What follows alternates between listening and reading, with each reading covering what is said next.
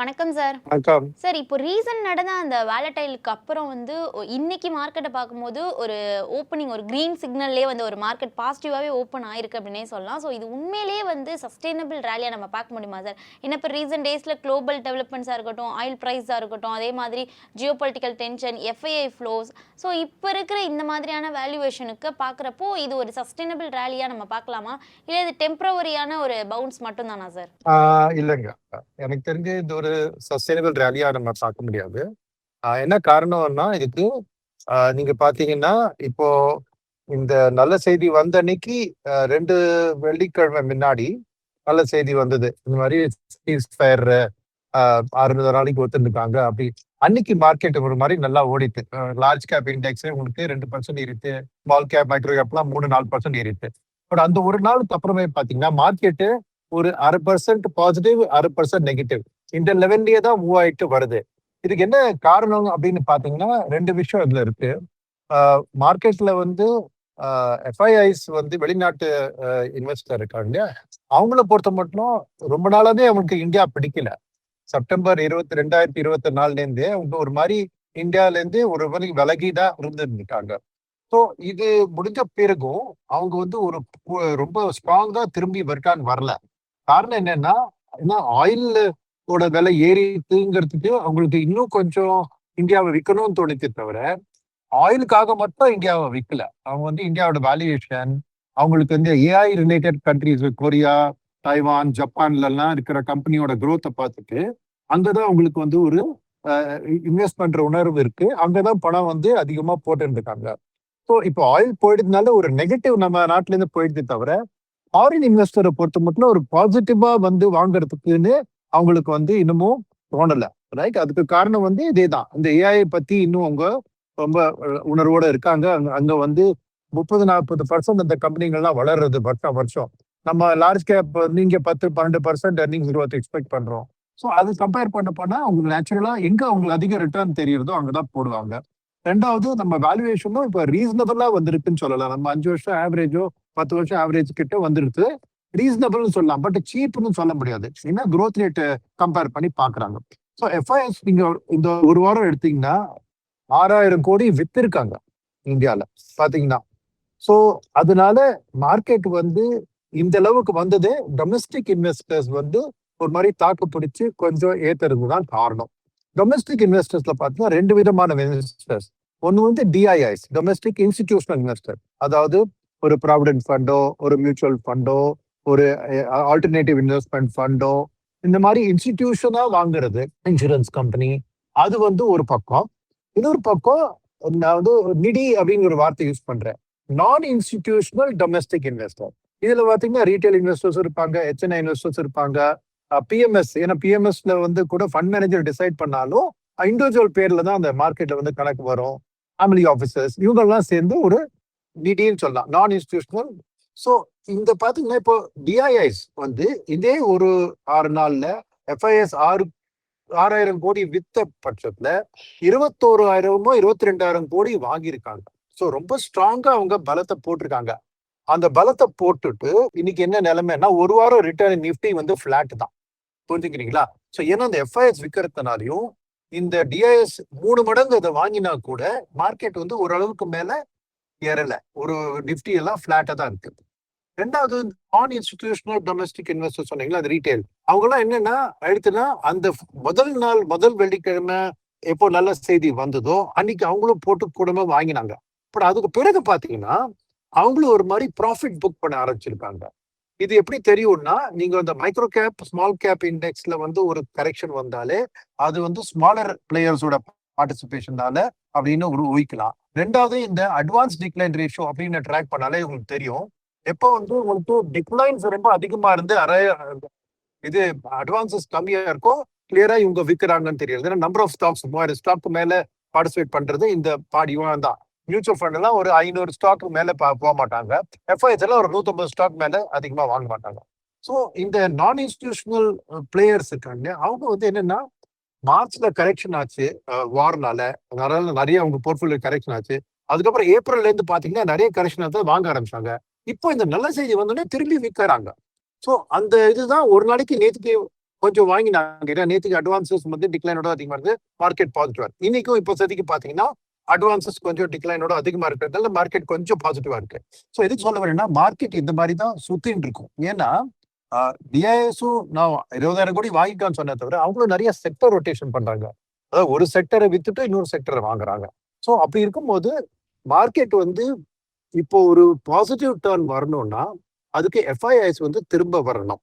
So அதுக்கு வந்து நீங்க சஸ்டைனபிளா இந்த ரேலி இருக்குமான்னு பாக்குறதுக்கு நீங்க ஃபாரின் இன்ஸ்டிடியூஷனல் இன்வெஸ்டர்ஸ் எப்படி யோசிக்கிறாங்க இந்தியா பத்தி. இப்போ அதை பாத்தீங்கன்னா ஒண்ணு நான் சொன்னபடி அந்த ஒரு ஏஐயோட வேல்யூவேஷன். ஸோ அந்த நாட்டுல ஏதாவது ஒரு கரெக்ஷன் வந்து ஏன்னா ஏஐ வந்து பயங்கரமா ஏறி இருக்கு. ஏஐ இருக்கிற நாடு, ஏஐ இருக்கிற ஸ்டாக்ஸ் எல்லாம். ஸோ ஒருவேளை அங்க ஒரு கரெக்ஷன் வந்தா அவங்க இந்தியா பக்கம் கொஞ்சம் தலை திரும்பி பார்க்கலாம். அது ஒரு பாசிபிலிட்டி. ரெண்டாவது என்ன விஷயம்னா இந்த மான்சூன். இப்போ மழை வந்து பாத்தீங்கன்னா ஜூன் மாசம் ரொம்ப மோசமா பெஞ்சிருக்கு. லாங் பீரியட் ஆவரேஜ் ஜூனோட ஆவரேஜ் பாத்தீங்கன்னா இன்னைக்கு 42% தான் மழை பெஞ்சிருக்கு ஜூன் மாசத்துல. ஸோ ரொம்ப வரலாற்றிலேயே 3வது worst month ஆஃப் ஜூன் தான் இந்த மான்சூன். ஸோ மான்சூன் வந்து வரலைன்னா ஃபுட் பிரைசஸ் வந்து ஏறும். இன்ஃபிளேஷன் ஏறிட்டுனா ஆர்பிஐயும் ரேட் கட்லாம் பண்ண முடியாது. ஸோ ஒரு நெகட்டிவ் அது, ரைட்டா? ஸோ இப்போ ஜூலை மாதத்துல இப்போ ஜூன் லாஸ்ட் வீக்ல இருந்து கொஞ்சம் மான்சூன் வந்து மகாராஷ்டிராக்குள்ள வந்திருக்கு. பாம்பே அந்த ஏரியா எல்லாம் பழையிறது அப்படின்னு ஒரு செய்தி வந்திருக்கு. ஸோ ஜூலை நல்லபடியா மான்சூன் வந்தாதான் ஓரளவுக்கு இந்த இன்ட்ரெஸ்ட் ரேட்ஸ் பத்தி ஒரு சாந்தம் கிடைக்கும். அப்போ ஒரு எஃப்ஐஎஸ் கொஞ்சம் திரும்பி வர வாய்ப்பு இருக்கு. ஏன்னா அவங்களுக்கும் இந்த மான்சூன் பத்தி கவலை இருக்கு. ஸோ ஃபர்ஸ்ட் மான்சூனை ட்ராக் பண்ணணும். பட் பொதுவா இந்த ஜூன் மாசம் வந்து பாத்தீங்கன்னா அது ரொம்ப இம்பார்ட்டன்ட் இல்லை. ஏன்னா இவ்வளவு மோசமா இருக்கிறதுனால தான் அது ஒரு கண்ணுக்கு தோன்றது. எதர்வைஸ் ஒரு வருஷத்துல இருக்கிற மழையில ஜூன் மாசத்துல 20% தான் ஜூன் மாசத்துல பெய்யும். ஸோ அது நெகட்டிவ். பட் ஜூலை மாசத்துல 32% வருஷத்தோட மழையோட பாகம் 32% ஜூலை மாசத்துல மழை பெய்யும். ஸோ இந்த மாசம் ரொம்ப முக்கியம். ஜூலை மாசத்துல மழை எப்படி வருது, கரெக்டா அந்த நாத்து நடுற இடம், அந்த கரீஃப் கிராப்னு சொல்லுங்க, அந்த இடத்துல மழை பெய்யுறதா, அது முக்கியம். ஸோ ஸ்பேஷியல் டிஸ்ட்ரிபியூஷனும் முக்கியம், எவ்வளவு மழை வருதும் முக்கியம். ஸோ மார்க்கெட் ஏறுறதுக்கு அது ஒரு முக்கியமான மான்சூன் நல்லபடியா வரணும். ரெண்டாவது விஷயம் என்னன்னா இந்த அமெரிக்கால வந்து ஒரு ரேட் ஹைக், அதாவது ரேட் ஹைக் பத்தி பேசியிருக்காங்க. ஏன்னா ஹாக்கிஷ் ஹோல்டு ஃபெட் பண்ணிருக்காரு. அதனாலே எமர்ஜிங் மார்க்கெட்டுக்கு வர பணம் குறைஞ்சிருக்கு. அதுல இந்தியாவுக்கு நேச்சுரலா ஒரு பாகம் குறைஞ்சிருக்கு. ஏன்னா தைவான், கொரியா அங்கதான் நிறைய போகுது. பட் இப்போ இந்த ஆயில் விலை $126 பிரெண்ட் க்ரூட்ல இருந்து இப்போ $72 வந்திருக்கு இல்லையா? அது நல்ல செய்தி தானே. அமெரிக்காவுக்கும் அது நல்ல செய்தி. ஏன்னா அமெரிக்கால இருக்கிற இன்ஃபிளேஷனும் இந்த கேசலின் பிரைசஸ் பெட்ரோல் பம்ப்ல விற்கிற அதனாலதான் இன்ஃபிளேஷன் ஏறி இருக்கு. இப்போ இந்த $50 இறங்கிருந்தால அந்த அமெரிக்கன் க்ரூட் பிரைசஸும் இறங்கிருக்கு. ஸோ அது வந்து அடுத்த மாசம் இன்ஃபிளேஷன்ல அது கம்மியா தெரிஞ்சதுன்னா ஒருவேளை ஃபெட் வந்து இந்த ரேட் ஹைக் பத்தி பேசாம ரேட் கட் பண்ணி பேச ஆரம்பிச்சாங்கன்னா ஸோ டெஃபினட்டா உங்களுக்கு ஒரு எமர்ஜிங் மார்க்கெட்டுக்கும் ஈக்விட்டிஸ்க்கும் பாசிட்டிவா வர ஃப்ளோஸ் வாய்ப்பு இருக்கு. ஏன்னா டாலரும் கொஞ்சம் வீக் ஆகும். அப்போ இந்தியாவுக்கும் கொஞ்சம் ஃப்ளோஸ் வர வாய்ப்பு இருக்கு. ஸோ இந்த மார்க்கெட்ல இந்த இது சஸ்டைனபிள் ஆகிறதுக்கு ஃபெட் வந்து ரேட் கட் பத்தி ஒரு டொவிஷா யோசிக்கணும். மான்சூன் நல்லபடியா வரணும்.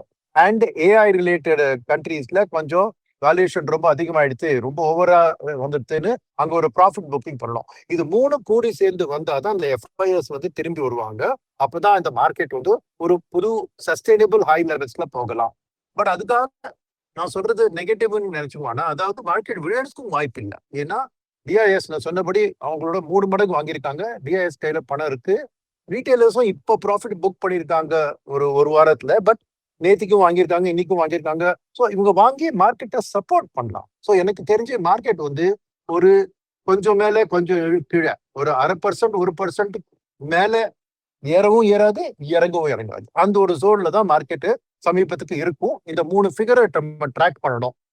யூஎஸ் இன்ஃபிளேஷன், மற்ற நாட்டுல ஏஐ ரிலேட்டட் நாட்டுல எப்படி மார்க்கெட்ஸ் கரெக்டா இருந்தா இல்லையா, 3வது நம்ம மான்சூனை ட்ராக் பண்ணணும். சார் அதே மாதிரி இப்போ நெக்ஸ்ட் இயர்னிங் சீசன் வந்து வரப்போகுது. ஸோ அடுத்த சில வீக்ஸ்ல வந்து மார்க்கெட் ஒரு வேலட்டைலா தான் வந்து திரும்பவும் இருக்கும் அப்படின்னு பார்க்கணுமா, இல்லை இந்த டைம்ல வந்து மார்க்கெட்டஸாக இருக்கட்டும் இன்வெஸ்டர்ஸாக இருக்கட்டும் எந்த மாதிரி ஸ்ட்ராட்டஜியை ஃபாலோ பண்ணணும் சார்? ஸோ வந்து ஏர்னிங் சீசனுக்கு வந்து இன்னும் 10 நாள் இருக்கு ஆரம்பிக்கிறதுக்கு. ஜூலை 10ஆம் தேதி வாக்குல தான் ஆரம்பிக்கும். அண்ட் அது வந்து என்னன்னா இந்த வாட்டி ஏர்னிங் சீசன் பற்றி எதிர்பார்வை கம்மியா இருக்கு.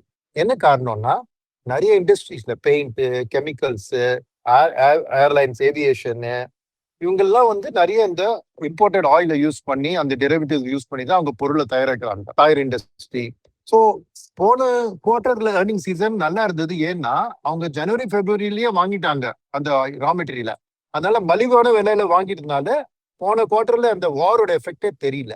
இந்த குவார்டர்ல 3 மாசம் மார்ச்ல வாங்கினது, ஏப்ரல்ல வாங்கினது, மேல வாங்கினது அந்த ரா மெட்டீரியல் தான் யூஸ் பண்ணியிருப்பாங்க. ஸோ டெஃபினட்டா காஸ்ட் ஆஃப் ரா மெட்டீரியல்ஸ் ஏறி இருக்கும், மார்ஜின்ஸ்ல ப்ரெஷர் இருக்கும். இது ஆனா மார்க்கெட்டுக்கு தெரிஞ்ச விஷயம், இது ஒன்றும் தெரியாத விஷயம் இல்லை. ஸோ இந்த குவார்டரோட ஏர்னிங்ஸ் ப்ரீவியஸ் குவார்டரோட கம்பேர் பண்ணா மோசமா தான் வரப்படுது, கம்மியா தான் வரப்படுது. அதுக்காக மார்க்கெட் விடுன்னு நினைக்க வேண்டாம். ஏன்னா மார்க்கெட்டுக்கு எதிர்பார்வையே குறைச்சிட்டாங்க. அந்த எதிர்பார்வையோட ஒரு கம்பெனிக்கும் எதிர்பார்வை ஊகிப்பாங்க இல்லையா, அதோட கொஞ்சம் பெட்டரா விழுந்து கம்மியா விழுந்ததோ அவங்க ஏர்னிங்ஸ் மாதிரி இருந்தாலே பாசிட்டிவா மார்க்கெட் எடுத்துக்கும். ஏன்னா இது ஒரு தெரிஞ்ச விஷயம். மார்க்கெட் எப்பவுமே தெரியாத விஷயத்தை பத்தி தான் அதிகமா கவலைப்படும், இல்ல உற்சாகமா இருக்கும். தெரிஞ்ச விஷயத்தை பத்தி மார்க்கெட் எப்பவுமே டிஸ்கவுண்ட் பண்ணிடும். ஸோ இந்த குவார்டர் ஏர்னிங் சீசன் நல்லா இருக்காது for all the oil related sectors எல்லாம் யாரெல்லாம் யூஸ் பண்றாங்களோ. மற்றபடி நான் ஆயில் ரிலேட்டட் செக்டர்ஸ்க்கு ஏர்னிங்ஸ் நல்லா தான் இருக்கணும். ஸோ இப்போ இந்த ஏர்னிங் சீசன் எப்படி இருக்கும் அதுன்னு எதிர்பார்த்து பண்றது ரொம்ப கஷ்டம். ஏன்னா ஒவ்வொரு கம்பெனியும் அந்த ஆயில் ரிலேட்டட் மேட்டரை எப்படி மேனேஜ் பண்ணிருக்காங்க அப்படின்னு ஏர்னிங்ஸ் வந்தப்பறம் தான் தெரியும்.